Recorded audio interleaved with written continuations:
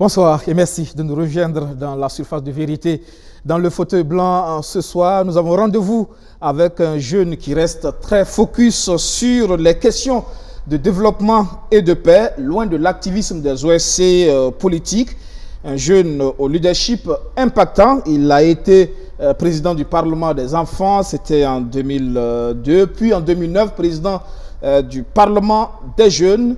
Il était également au niveau du Premier ministère où son expertise a été sollicitée pour traiter des questions de jeunesse. Avec nous sur ce plateau, Cheikh Faisal Traoré. Il est le représentant pays de l'ONG Interpeace. Bonsoir, bienvenue. Bonsoir, M. Guéblé, merci. Merci de répondre à notre invitation.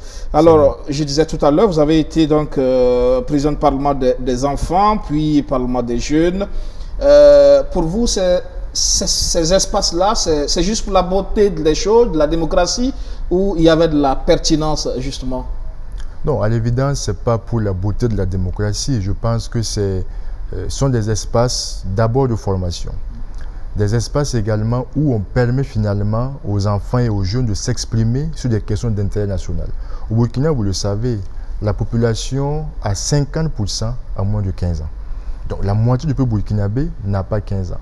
On gouverne pour cette moitié de la population qui ne s'exprime jamais, qui n'a pas le dos, qui n'a pas voix au chapitre, qui ne peut pas dire ce qu'elle pense. À partir de ce moment-là, on peut très facilement avoir des hiatus en matière de développement. C'est vrai qu'il est facile de dire que les enfants ne savent pas exactement ce qu'ils veulent, ne sont pas suffisamment précis, mais les droits de l'enfant précisent des matières sur lesquelles les enfants peuvent apporter leur contribution. Et nous pensons aussi que c'est la même chose pour les questions de jeunesse. On ne peut pas aujourd'hui, comme on le dit, faire le développement sans les jeunes. L'Union africaine l'a dit à plusieurs reprises, la jeunesse est la ressource la plus importante du continent africain. Comment on développe un continent sans la ressource la plus importante, si on ne l'écoute même pas.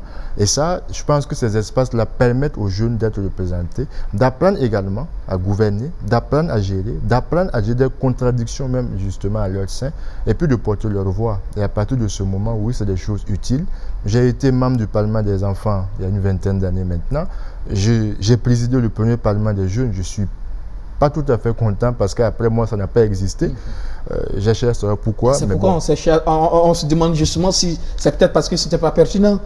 Ce qui m'est revenu, ce n'est pas l'impertinence de la structure. Au contraire, c'était la grande pertinence du sujet. Il nous est revenu qu'après, certains élus nationaux, des députés, considéraient les membres du Parlement des enfants, des Parlements des jeunes comme leur niveau. Et quand ça atteint ce niveau, ça veut dire que le travail qui était fait à l'intérieur était pertinent, était juste, et qu'on avait un apprentissage suffisamment utile, et qu'on défendait des intérêts également importants des jeunes. Je n'oublie pas cette loi anti-tabac que nous avons soutenue à l'époque. Ça a été un moment difficile pour plusieurs membres du Parlement des jeunes à l'époque, parce que c'était un sujet suffisamment sensible, où les lobbies importants travaillaient là-dessus, où la loi, si vous vous souvenez, a été proposée une première fois, a été retirée, et nous avons contribué justement à faire en sorte qu'on ait l'une des lois les plus progressistes de la sous-région et même de l'Afrique en ce moment-là. Et nous pensons que, parce que nous pensions que la question du tabac est une question importante pour les jeunes, 21% de jeunes fument, c'est un danger.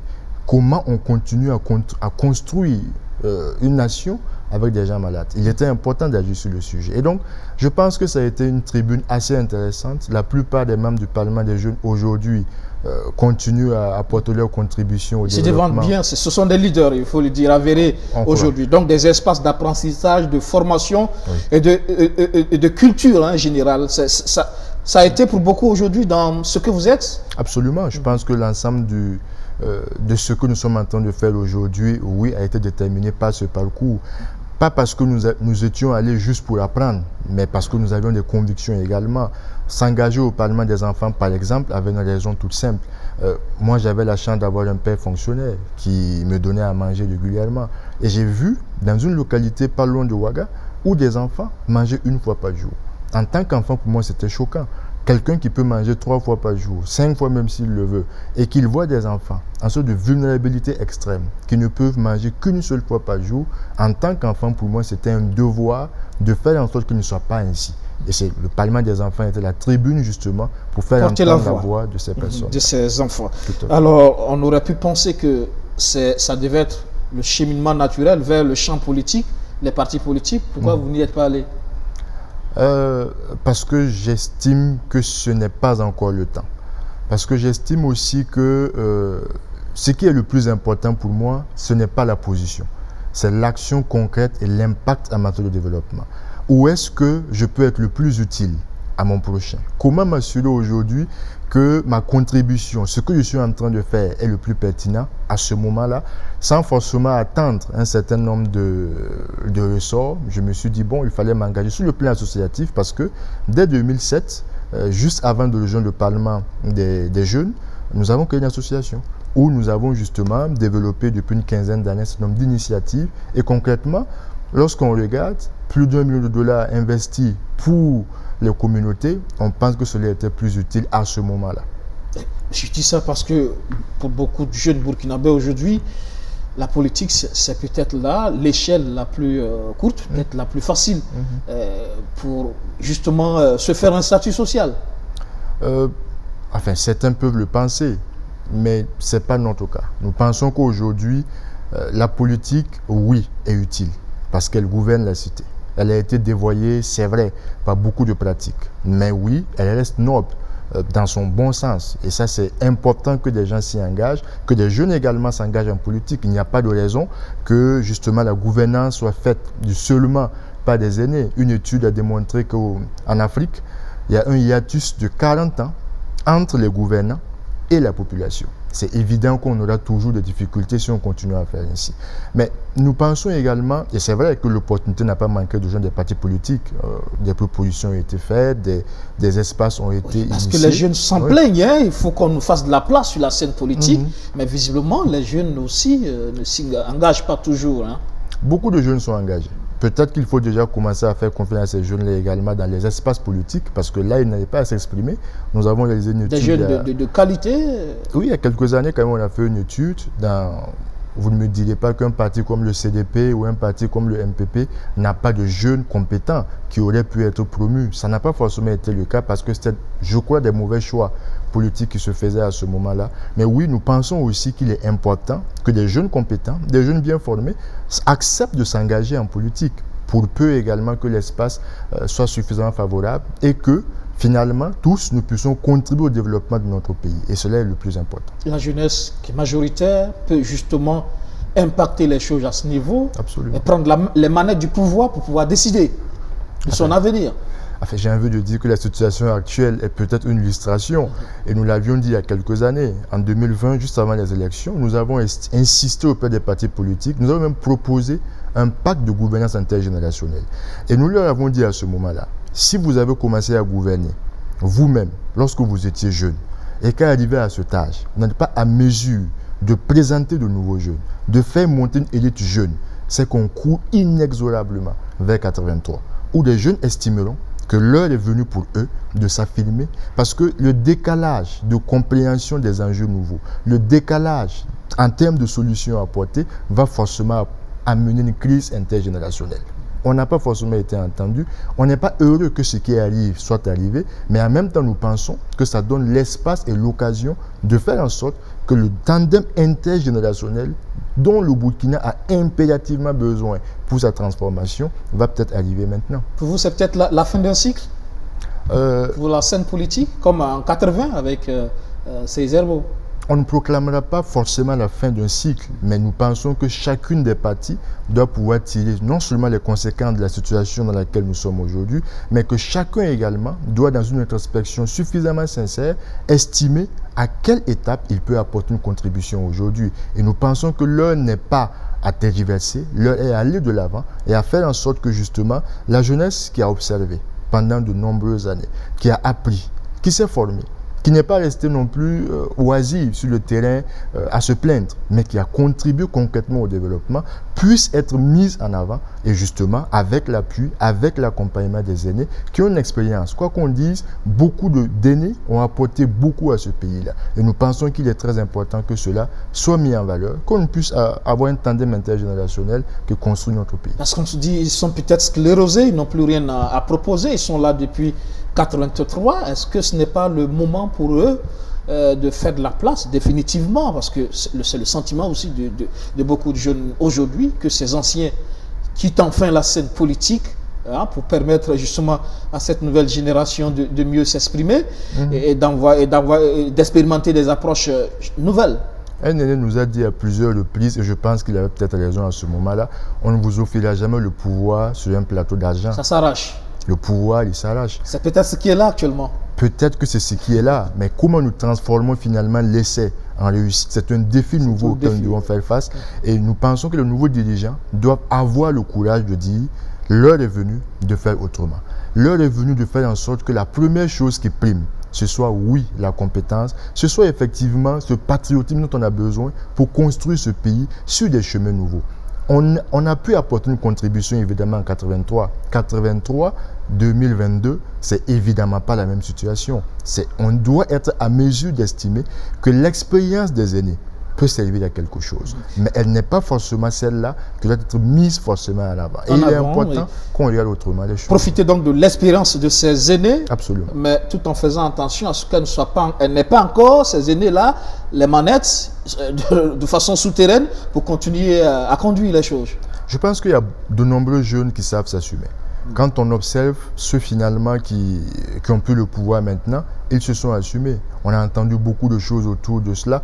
C'est clair que ce n'est pas la meilleure manière de faire pour prendre le pouvoir, c'est clair. Ça, c'est connu et ça, nous n'allons jamais accepter que ce soit la règle nouvelle de prise de pouvoir. D'ailleurs, nous souhaitons que ce soit la dernière fois que cela arrive.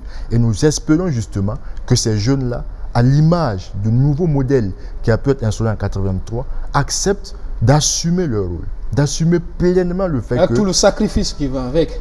Le sacrifice qui va avec. Le sacrifice déjà pour prendre le pouvoir dans ces circonstances-là est assez lourd. Et on imagine que si on a accepté de le franchir, on doit être capable d'accepter le sacrifice supplémentaire, de construire mais définitivement une nouvelle société burkinabé avec de nouveaux modèles. Et ça, oui, je pense que les jeunes doivent assumer et doivent être à l'avant-garde de cette nouvelle manière de faire, et que les aînés qui aiment ce pays de la même manière que les jeunes acceptent d'être en position de conseiller, acceptent d'être en position d'apporter l'expertise, de faire en sorte que les erreurs qu'ils ont pu commettre ne soient pas les mêmes, mais qu'on gagne suffisamment en temps. Quelqu'un disait, un jeune efficace, c'est celui qui monte sur les épaules de l'aîné et qui voit plus loin. Et donc, l'aîné doit accepter que le jeune monte sur ses épaules, soit peut-être plus grand que lui. Mais oui, c'est pour la finalité de notre pays et cela est plus important. Sans voir le jeune en concurrent à abattre aussi. Les attentes vis-à-vis de cette nouvelle transition qui se dessine? Disons que l'attente principale, je pense que l'ensemble des Burkinabés la partagent, c'est de refonder totalement notre système de gouvernance. De faire en sorte qu'au sortir de la transition, on ait des institutions suffisamment solides, comme quelqu'un le disait, au point que même lorsque le diable serait chef de l'État, il ne lui vienne même pas à l'idée de faire un certain nombre de choses. Nous pensons que c'est l'occasion de faire cela. Et l'attente, véritablement, oui, la question sécuritaire est très importante. On doit agir sur elle. Mais ce qu'on ne doit pas perdre de vue, c'est que si nous sommes dans la crise dans laquelle nous sommes aujourd'hui, c'est que des facteurs qui ont entraîné cette crise-là. Une crise de gouvernance. Et si on ne règle pas tous les facteurs de cette crise, si on n'accepte pas de faire ce jeu-là, certains le disent, ça peut prendre du temps, ça peut être difficile, ça peut être douloureux, mais après, lorsqu'on a une plaie et qu'on n'accepte pas de la soigner rigoureusement, avec des produits qui font souvent mal, si on fait juste le choix de la bander, de la laisser, on lui donne l'opportunité de se gangréner, de gangréner le corps et finalement d'être une vermine suffisamment dangereuse. Et je pense que ça, c'est quelque chose vers lequel on doit oser aller. C'est difficile peut-être, mais c'est quelque chose à faire. Parce que là, on n'est pas loin de toucher le fond. Je pense qu'il faut effectivement rebondir. Quelle réforme finalement pour cette transition? C'est vrai que juillet 2024, c'est la fin. Ça semble loin, mais c'est pas trop loin aussi. Absolument. Sur quoi il faut aller très vite, rapidement, justement en termes de réforme, à votre avis? Déjà sur le plan institutionnel, il faut saluer le fait que le nouveau MPSR n'ait pas pris autant de temps pour aller aux assises, par exemple. En 3 semaines, c'est une affaire réglée. On a un chef de l'État. Maintenant, on doit pouvoir aller rapidement à la mise en place d'un gouvernement d'action. Déjà, c'est un premier élément. Avant les grandes réformes, il faut des gens qui puissent faire ces réformes-là. Et si on n'a pas les personnes de qualité à ce moment-là, on est sûr que quelle que soit la qualité des idées ou les attentes qu'on pourrait émettre, on ne pourra pas avoir les réformes qui sont attendues. Et c'est pourquoi le choix des gouvernants dès maintenant doit être basé non seulement sur la compétence, sur la capacité de manager, mais également sur le fait que des solutions concrètes soient disponibles. Parce qu'elles sont disponibles. Sur tous les secteurs de notre vie nationale, des réflexions ont été faites. Des gens ont souvent même mis à l'épreuve ce qui a été imaginé. Il s'agit aujourd'hui, dans certains cas, de passer tout simplement à l'échelle. Je pense qu'il faut oser, pour cette fois, ne pas faire la politique politicienne, mais aller véritablement vers ceux-là qui apporteraient les solutions concrètes aux préoccupations. Et à partir de là, dans l'ensemble des différents secteurs, on pourra apporter des réformes suffisamment importantes. De notre point de vue, l'une des réformes essentielles vers laquelle on doit aller et qui doit induire un certain nombre de choses, c'est la réforme de notre administration. L'administration ou l'État lui-même ne doit pas continuer à être cet État qui souvent même est un frein à la paix. Notre étude que nous avons faite au départ nous l'a dit. Dans beaucoup de communautés, on estime que l'État est belligérant du conflit. L'État même génère finalement les causes de la situation que nous vivons. Comment on fait en sorte que l'État désormais ne soit pas seulement un État au service, mais soit un État qui contribue dans un environnement à la paix. Un État qui n'est pas finalement, et ça nous le disons souvent, qui ne doit pas continuer à être un joueur, mais qui doit être en position souvent d'arbitre ou encore d'encadreur, pour faire en sorte que les conditions nécessaires à l'expression du potentiel de chaque Burkinabé soient ce qui est mis en avant. L'État doit créer les conditions. Et les conditions, on les crée sans, je ne dirais pas sans état d'âme, mais on ne les crée pas en fonction des circonstances. On les crée et elles disposent pour l'avenir. Elles encadrent la vie nationale, elles fassent l'expression pour chacun d'apporter sa contribution au développement. Nous pensons que ça, c'est une forme fondamentale vers laquelle on doit oser aller. On doit également faire en sorte que désormais, le citoyen ne se sente pas bénéficiaire de l'action. Il se sent partie prenante de l'action. Depuis la formulation, comment on crée des mécanismes de dialogue, de discussion avec l'ensemble du corps social, avec les jeunes, avec les femmes. Les forats qui ont eu lieu jusque-là ne sont pas la réponse. Parce que si nous sommes dans la situation dans laquelle nous sommes, c'est que ces types de mécanismes n'ont pas fonctionné. On doit pouvoir faire autrement. On doit imaginer des formes nouvelles et des solutions existent. Des propositions existent suffisamment pour créer le mécanisme qui fait en sorte que chaque citoyen se sent partie prenante de l'action. Lorsque le citoyen se sent responsable au même titre que le gouvernant, ça change tout. Ça incite au contrôle citoyen, mais ça incite également chaque citoyen à imaginer comment il apporte une réponse à une préoccupation donnée dans son environnement. Parce qu'il comprend les défis de l'État. Et il se dit, je dois aider cet État-là. Et à partir de ce moment, on est en train de construire un modèle citoyen burkinabé qui n'est plus celui qui attend, mais qui est celui qui fait partie de la dynamique et qui contribue efficacement à cela. Tout cela s'exprime dans un espace démocratique, c'est ce que nous avons choisi. Absolument. Quel type de réforme électorale? Parce que là aussi, c'est important, c'est l'enjeu. Si Roch-Marc Christian Kaboré est tombé à peine un an après sa réélection, ça veut dire aussi que le système électoral, notre démocratie aussi, est en crise. Oui, la démocratie, de notre point de vue, est un élément du grand ensemble de la gouvernance. Comment nous faisons en sorte que nos institutions soient... Lorsqu'on réduit la démocratie au système seulement électoral, beaucoup d'autres conditions ne sont pas remplies. On doit faire en sorte que dans une démarche holistique, on puisse regarder la gouvernance dans son ensemble. Comment on s'assure que nous avons des institutions solides? Ça suppose que derrière, il y a des hommes capables. Est-ce que ce système-là nous permet de générer ces hommes bien, ces hommes capables, ces hommes vertueux, pour nous permettre justement d'organiser la société? Dieu merci, à l'évidence, vous êtes d'accord avec moi que le Burkina regorge encore aujourd'hui de compétences énormes. Malheureusement, le système ne permet pas de les mettre à l'évidence. Et ça, justement, c'est le grand rôle des gouvernants. C'est le grand rôle, justement, par exemple, du chef de l'État. Aujourd'hui, c'est lui qui doit pouvoir identifier qui sont les meilleures personnes pour conduire ce processus-là. J'insiste sur ce point-là parce que tant qu'on n'a pas la bonne personne à la bonne place, au bon moment, pour agir sur la bonne matière, on peut être sûr qu'on aura les meilleures idées possibles, mais elles ne permettront pas d'avoir le résultat que nous souhaitons. Et nous pensons que sur le plan électoral, oui, on doit aboutir à une réforme fondamentale qui fasse en sorte que ce soit les programmes, ce soit les idées. Et souvent, ce sont les expériences des uns et des autres qui conduisent à leur élection. Que ce ne soit pas la ressource financière qui soit à la base. On doit finalement pouvoir copier souvent des modèles qui existent ailleurs. Faire en sorte que on n'ait pas l'argent roi qui détermine qui est chef de l'État, qui est président. Ça peut sembler quelque chose d'utopique à court terme, mais si on s'y met, on doit être capable de trouver effectivement ces mécanismes. Ça demande de l'audace, justement, pour Absolument. en sortir. Alors, on va parler d'une entité aujourd'hui, les OSC, ce terme générique très polémique en ce moment.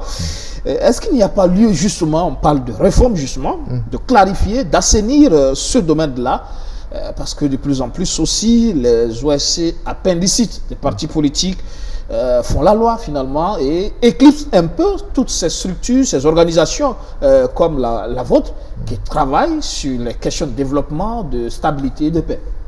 Je pense qu'il y a, je ne sais pas s'il faut une réforme fondamentale sur ce qui existe en termes de dispositifs législatifs aujourd'hui, mais déjà, avoir la rigueur d'appliquer la loi serait un départ. La loi déjà dit qui est OSC, qui ne l'est pas. La loi a clarifié ces questions. La loi va jusqu'à même dire aujourd'hui qu'on ne peut pas être à la fois dans un organe de parti politique et être dans une association. Ce sont des choses qui sont connues et qui sont claires. Malheureusement, le politique n'a pas eu la rigueur parce que oui, souvent... Ça l'arrange malheureusement. Souvent, parfois, voilà. Le politique est à la base de la création de cette structure. Et c'est ça le gros problème. Lorsqu'on n'a pas des hommes suffisamment rigoureux, qui agissent avec des principes, mais qui marchent plutôt par des intérêts, oui, on peut avoir ces situations-là. Et je pense que c'est déjà un premier élément. Respecter la loi, faire en sorte que la loi soit respectée par tout le monde de la même manière, c'est déjà un départ. Ça permettra de clarifier un certain nombre de choses. Parce que oui, ceux qui estiment qu'ils veulent faire de la politique, il y a un espace pour faire ça. Il y a la loi sur les partis politiques qui facilite ça. Il y a même des associations qui peuvent être politiques. Et puisque les politiques ont l'impression que leur discours n'est plus suffisamment crédible, audible, alors à côté, on a ces OSC rattachés qui portent le message par moment. Le message que le politique lui-même ne voudrait pas tenir. Et justement, ces OSC se chargent de le porter. Oui, ça implique justement que l'environnement politique doit être naturellement doit être assaini. C'est peut-être dur de le dire ainsi, mais c'est ce qui doit arriver. On ne doit pas aller faire la politique pour ses intérêts personnels. On ne doit pas faire la politique pour une position. On ne fait pas la politique pour les avantages. On fait la politique parce qu'on a envie de contribuer à la gestion de la cité de manière rigoureuse. Et ça implique également que les citoyens bénéficient de l'information suffisante, que les citoyens ont suffisamment compris un certain nombre d'enjeux pour justement faire. Et j'ai souvent comme l'impression que les politiques se rendent compte que la population burkinabé est de plus en plus alerte sur un certain nombre de questions de gouvernance. Et c'est pourquoi ils se disent que bon, on peut l'user un peu en passant par les OSC et tout cela. Mais si la rigueur de la loi est appliquée, ces OSC-là disparaîtront naturellement et celles qui doivent faire le travail le feront. Mais dans le même temps, il est important aussi de dire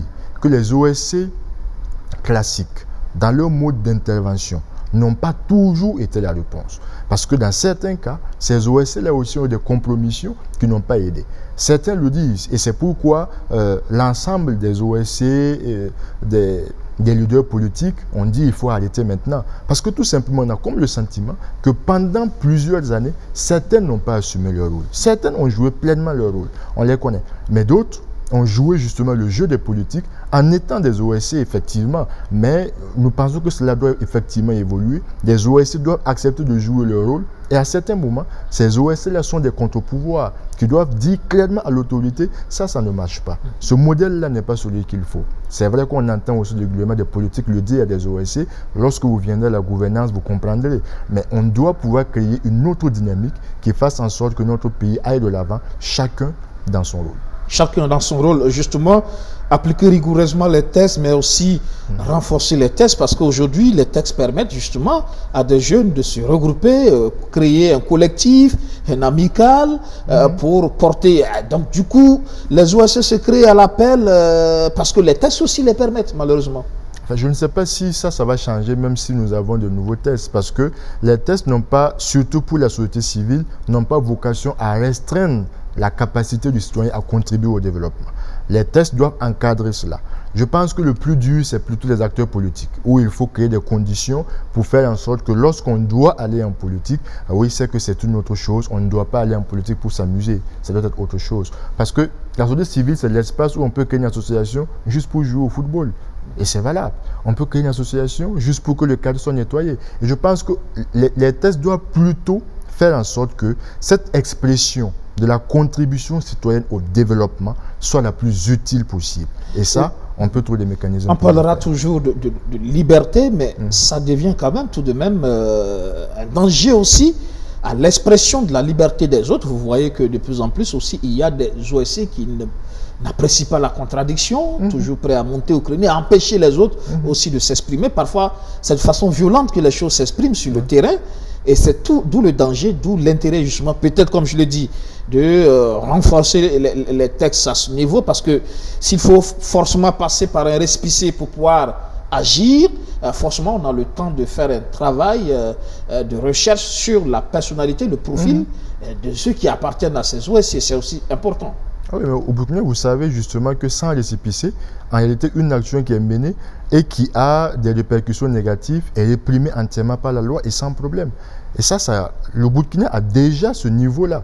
Et donc, c'est la rigueur d'application de la loi. Oui, lorsque vous allez constater qu'une association ou des individus qui vont faire une action qui a de mauvais résultats, qui font de la violence, vont en prison, vous constaterez tout simplement que les choses vont changer. Lorsque vous verrez qu'une association qui se proclame une association de défendre la démocratie, parce que ça peut se faire, est plutôt sur un terrain politique, avec un certain nombre de raisons très claires, et c'est constaté normalement comme étant en porte-à-faux avec la loi, et que cela est interdit, vous verrez que les choses vont évoluer de manière, je parle de manière naturelle et de manière normale. Parce que le Burkina est l'un des pays où on a énormément de textes. On a souvent des textes qu'on a ratifiés, qu'on oublie, qu'on ne connaît même pas. Si le plus important n'est pas seulement d'adopter les textes, mais c'est de faire en sorte qu'ils soient appliqués. Et ça, nous devons passer à cette étape rigoureuse d'application de la loi. Et tant qu'on n'arrive même pas là, l'autorité même de l'État ne sera pas restaurée. Puisque l'autorité, visiblement, joue avec en fonction de ses intérêts du moment. L'actualité nous le rappelle, où effectivement, on prend une décision de suspension d'un certain nombre d'activités des OSC, mais en même temps, on voit que des OSC continuent de tenir ce type de manifestation sans que l'autorité ne réagisse. C'est toute la difficulté aujourd'hui. Et je voudrais parler aussi de l'autre aspect, c'est aussi cette instrumentalisation de la jeunesse à travers ces OSC. Instrumentalisation, enfin, on peut le dire, mais je suis souvent vous savez, on est souvent manipulé sur ses intérêts. Certains jeunes, en vérité, estiment que cette manière de faire est la bonne peut-être. Et c'est pourquoi ils acceptent de se faire manipuler. D'autres, on n'entend jamais qu'ils ont été manipulés. Parce qu'on sait très bien que les convictions de ces jeunes-là ne permettront pas de faire ça. Mais qu'est-ce qui fait aujourd'hui que la jeunesse est si vulnérable au point de céder à des sirènes qui souvent, et ça, nous discutons souvent avec certains jeunes qui nous disent « Ce que je suis en train de faire, je n'en ai aucune conviction. » Mais ça finit par être pour moi le seul moyen pour vivre. Et comment, et ça c'est quelque chose de plus dommageable, comment on crée des systèmes qui finissent par avilir les jeunes au point où le jeune estime que la seule réponse pour lui est finalement c'est la compromission qui finit par être ça. Il faut arriver à faire en sorte qu'un élément global soit travaillé. Qu'on fasse en sorte que les jeunes aient plus d'opportunités pour un certain nombre de choses. Que la valeur du travail revienne sur le terrain. Qu'on ne continue pas à estimer qu'en étant tout simplement à la solde de quelqu'un, les prébendes suffiront à faire quelque chose. Mais qu'on amène les jeunes à comprendre qu'il y a de l'espace pour produire, il y a de l'espace pour travailler. On a créé un environnement qui permet à chaque jeune d'exprimer son potentiel, d'avoir un emploi, d'avoir une entreprise. À partir de cet instant-là, on serait en train de transformer un certain nombre de choses. Et nous pensons que c'est déjà un premier niveau. Mais le deuxième niveau, c'est que ceux qui n'ont plus rien à proposer sur le terrain politique, c'est eux qui finissent par agir de cette manière-là. C'est eux qui finissent par estimer que les raccourcis sont la réponse pour eux. Et à un certain moment, on doit accepter de dire, pour cette classe-là, c'est terminé, on arrête maintenant. on doit passer à autre chose. Oui, et si on crée les conditions pour cela, vous savez, il y a des choses souvent, lorsqu'on fait, on finit par sentir que c'est adressé à soi-même et on finit par se retirer. On a entendu cette expression entre-temps, boxeur en dessous de la ceinture, notamment sur les réseaux sociaux. Et là encore, ce sont des jeunes qui sont utilisés pour faire ce travail de règlement de compte entre personnalités, entre acteurs politiques. C'est encore une réalité triste. Quelle est la part de responsabilité justement de cette jeunesse dans sa situation? Je pense que ce ne sont pas que les jeunes. La jeunesse est le reflet, est le produit d'une société. Les aînés doivent accepter qu'ils n'ont pas joué leur rôle. Et souvent nous le disons, la génération 83 doit faire son introspection. Je pense qu'ils ont besoin eux-mêmes de s'asseoir, de discuter entre eux, pour regarder quel type de leader ils ont fini par produire. Parce que si la transmission n'est pas faite, et nous avons fait une étude récemment qui le dit, les cas de transmission des valeurs sont dévoyés aujourd'hui. Il n'y a plus d'espace pour que les aînés parlent aux jeunes. Les jeunes n'ont même plus confiance aux aînés. Les aînés n'ont plus confiance aux jeunes. On est en train de créer une société où la méfiance devient la règle. Et lorsqu'on crée des conditions de ce type-là, on ne donne pas les outils et les armes suffisantes à la génération qui vient, armes, bien sûr, armes soft. Est-ce que ces anciens ont encore des valeurs à transmettre aux jeunes? Ils ne transmettent que ce qu'ils savent faire le mieux. Je pense qu'il ne faut pas généraliser. Il y a dans toutes les générations de la qualité, il y a aussi des choses difficiles. Je pense que ceux-là qui ont de la qualité, qui auraient pu transmettre des valeurs, se sont tus pendant longtemps. C'est peut-être le moment d'aller chercher ces aînés et de les écouter. Vous savez, il n'y a pas de génération spontanée. Nous sommes dans un pays où on a besoin de construire. Si on estime qu'il faut tout raser et rebâtir, c'est clair qu'on ne finira jamais. Peut-être une jeunesse aussi, c'est là je parle de responsabilité, trop pressée de gravir les échelons, de changer de statut très rapidement, qui n'a pas su prendre le temps d'apprendre auprès aussi de ses aînés, de se construire dans la durée. J'avoue que je n'en voudrais pas encore aux jeunes sur ce plan-là, par exemple. Certains aînés n'ont pas été ouverts pour partager. Nous-mêmes, nous avons eu un certain nombre de choses. On a eu la chance que certains aînés, oui, acceptent souvent de nous écouter et de nous aider à aller de l'avant. Mais beaucoup de jeunes n'ont pas cette opportunité parce que les aînés n'ont pas toujours créé l'espace pour faire cela. Les jeunes également ont souvent je pense que c'est une erreur de croire qu'on peut tout faire, de croire qu'on sait tout faire et qu'on peut y arriver sans avoir entendu ce qui a pu arriver avant. Quelqu'un l'a dit, sous le soleil, rien de nouveau n'existe. Tout a déjà existé, a été fait quelque part. Il faut pouvoir chercher. Et il faut accepter à un certain moment de se dire que c'est dans le dialogue intergénérationnel qu'on pourra bâtir cette nation-là de manière rigoureuse. Les aînés ont commis des erreurs, les jeunes n'ont pas été parfaits, c'est évident. Quelqu'un l'a dit également, la jeunesse, c'est l'erreur. La jeunesse, c'est apprendre, mais aujourd'hui, nous avons une jeunesse compétente. Une bonne partie de la jeunesse est compétente. Si on la veut, on la trouvera. Les aînés qui peuvent accompagner également, ils existent. On peut créer un nouveau tandem et créer quelque chose. Et nous ne devons pas oublier une chose.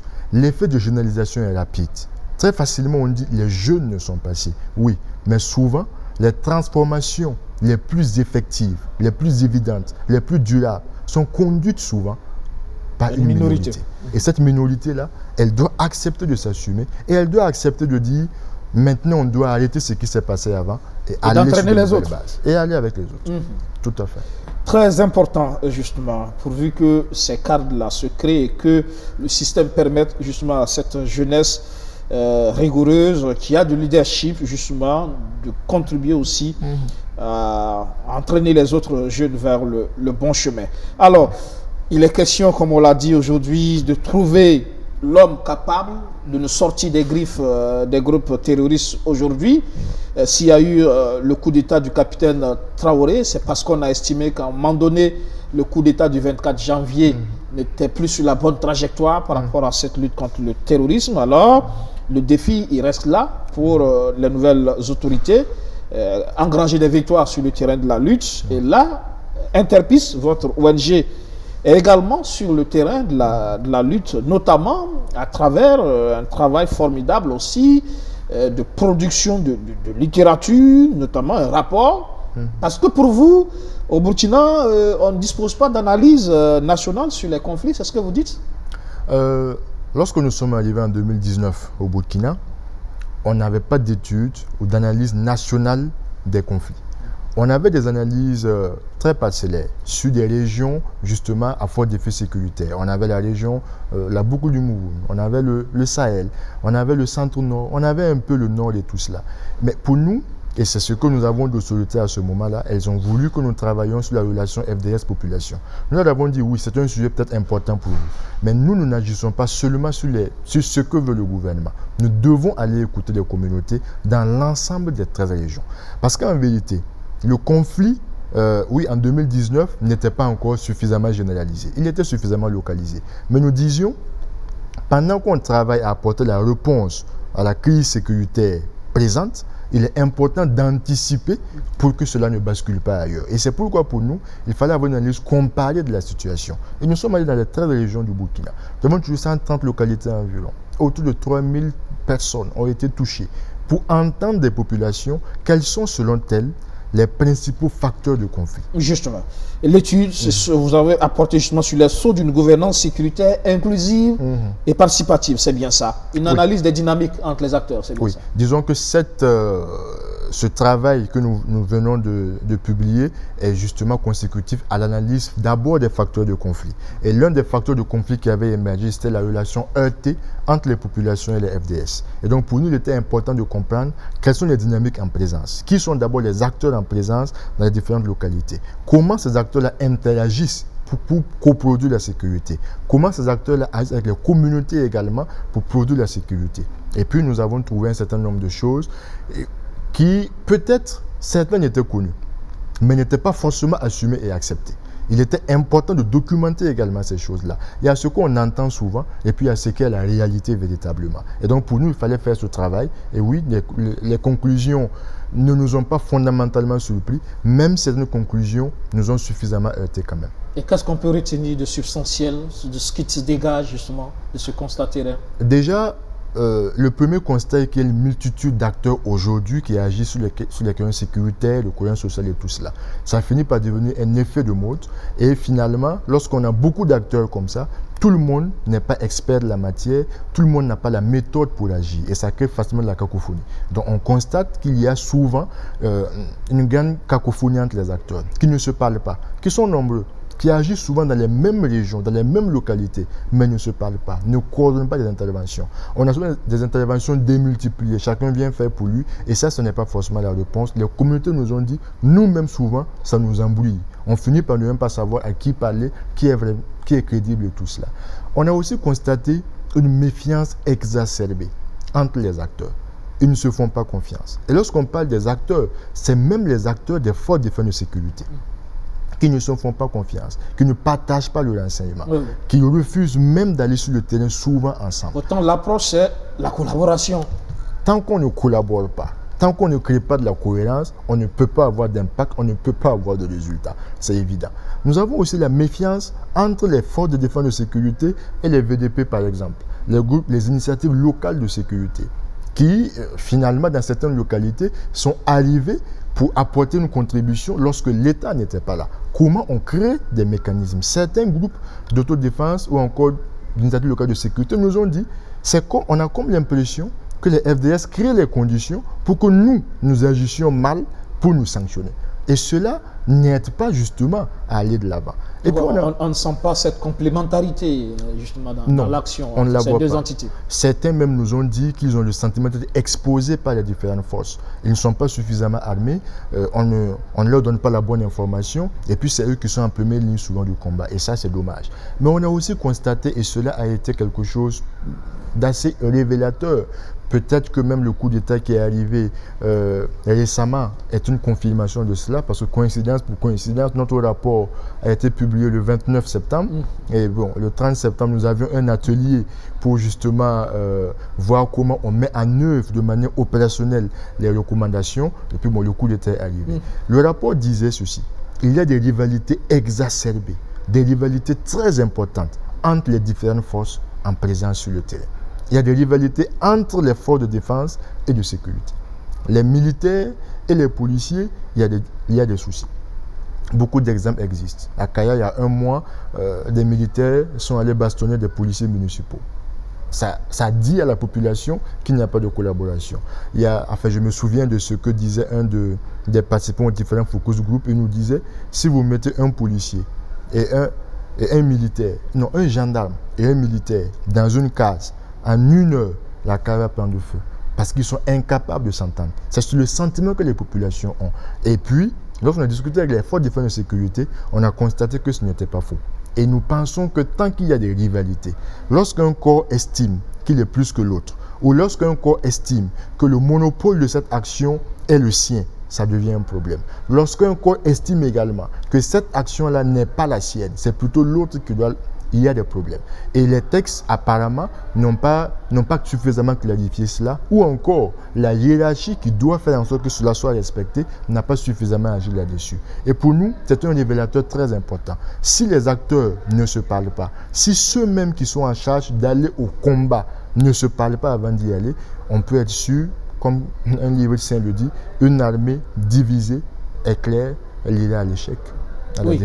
L'autre souci que j'ai cru comprendre à travers ce rapport, c'est qu'au niveau, par exemple, de l'entité VDP, là aussi, il y a des soucis par rapport à la constitution des membres de cette entité. Certaines communautés, visiblement, ne se sentent pas concernées. Oui, certaines communautés estiment que les VDP tels que constitués actuellement ne sont pas des réponses, parce qu'elles estiment que certains ont rejoint les VDP pour se venger. Lorsque la vengeance entre dans un système comme celui-là, ça pose problème. Vous savez, les communautés se connaissent. Elles savent qui est qui fait quoi. Et ça, c'est un problème. On a eu des témoignages où certains nous ont dit « Nous préférons aller dans le centre de santé qui est à 20 km de chez nous, qui est souvent sous contrôle des groupes armés, plutôt que d'aller au centre de santé qui est à 5 km de chez nous et qui est sous contrôle des VDP. » Parce qu'on ne leur fait pas confiance. Et parce que ces VDP-là sont sous d'exactions dans certains cas. Ce n'est pas généralisé, mais ce sont des situations qui arrivent et qui interpellent justement en termes de révision de l'approche sécuritaire que nous avons dans notre pays. Alors on comprend qu'à travers ce rapport que pour gagner la lutte contre le terrorisme, il y a l'action militaire qui doit peut-être s'intensifier, mais il y a un travail aussi d'assainissement à faire par rapport aux acteurs.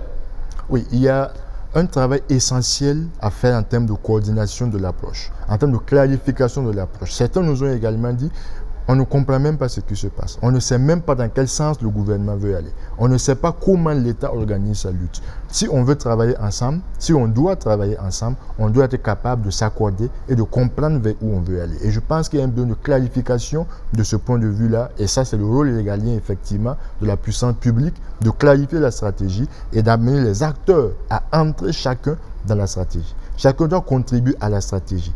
Personne ne doit avoir sa stratégie propre en dehors de celle du gouvernement. C'est déjà un premier élément. Ensuite, il y a également que, je pense que notre armée, nos forces de défense et de sécurité, sur les ressortis, n'a pas forcément été formée à forcément travailler ensemble, à interagir avec les communautés comme il se doit. Parce que dans l'interaction avec les communautés, il y a des problèmes. On ne peut pas obliger des communautés à vous faire confiance pendant qu'elles ne vous connaissent pas. Lorsque nous avons discuté avec certains, ils nous ont dit qu'il n'y avait même pas de policiers chez nous. Donc c'est nouveau que d'avoir des militaires qui viennent et qui ne vous font pas confiance. Comment on leur fait confiance? On n'a pas créé le lien. Et le lien, oui, c'est vrai, c'est en temps de paix qu'on doit créer le lien armée-nation, qu'on doit faire en sorte qu'il soit suffisamment solide pour qu'en temps de non-paix, justement, ce lien-là puisse aider à faire face. Et donc, l'un des enjeux également, c'est cela. Comment on a des forces de défense et de sécurité mieux formées, mieux orientées dans le dialogue avec les communautés, dans le dialogue également entre eux, afin de créer les meilleures conditions de collaboration déjà à l'interne, mais aussi de collaboration avec les communautés. Parce que tant qu'on n'est pas là, on finit par avoir des communautés qui sont entre le marteau et l'enclume, parce que le marteau, oui, c'est le marteau de la force publique qui fait beaucoup de répression, qui commet souvent des exactions, et puis on a l'enclume des forces, je dirais, qui ne sont pas les plus positives, des groupes armés que nous avons, qui finissent par paraître en bas, va attirer les communautés et à un certain moment qui commettent beaucoup d'exactions contre ces communautés-là. Et là, ça rend difficile la situation des différentes populations dans les différentes régions. On parle des FDS, mais l'autre défi, c'est aussi l'administration qui doit être en phase avec les attentes des communautés. Absolument, elle doit déjà être présente. C'est une recommandation forte que les communautés ont faite. On ne sent pas l'État. On ne sent pas que l'État est là. Et même lorsque l'État est là, on ne sent pas que les services qui sont délivrés sont de qualité.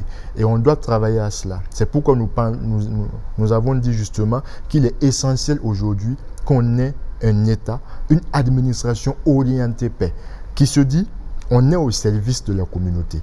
On doit faire en sorte que la communauté se sente bien. On doit être un facteur de paix et non un facteur de conflit.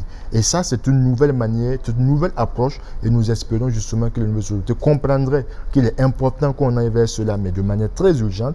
Parce qu'en vérité, si nous voulons avoir également le dessus sur les questions sécuritaires et sur les questions de paix, il est essentiel et fondamental qu'on puisse régler un certain nombre d'autres questions qui influencent. Vous savez, la gouvernance influence la sécurité, par exemple. Si on ne règle pas des questions de gouvernance, on mettra le tout sécuritaire, on ira faire la guerre, mais on ne crée pas la confiance, on ne ramène pas l'État, on ne fait pas en sorte que l'État, lorsqu'il revient, crée la confiance et apporte ce que les populations attendent, et on crée les conditions d'une résurgence également plus tard. Parce que notre problème aujourd'hui, c'est que de plus en plus, on se rend compte que les groupes armés terroristes gagnent de plus en plus la confiance des populations et vice-versa par rapport justement à l'administration et à nos FDS. Et ça, c'est l'autre danger. C'est relatif. Je ne suis pas très convaincu que les groupes armés organisés arrivent à avoir l'adhésion des populations. Parce qu'aujourd'hui, vous avez des populations qui se sentent plus en sécurité finalement avec ces groupes terroristes parce qu'ils estiment que la présence justement de l'administration ou des FDS les expose. Oui, parce que justement, elles estiment que l'État, qui est censé apporter la sécurité, n'apporte pas la réponse suffisante. Et c'est pourquoi elles ont recommandé, dans le cadre du rapport que nous avons publié, que les services de sécurité soient des services de proximité.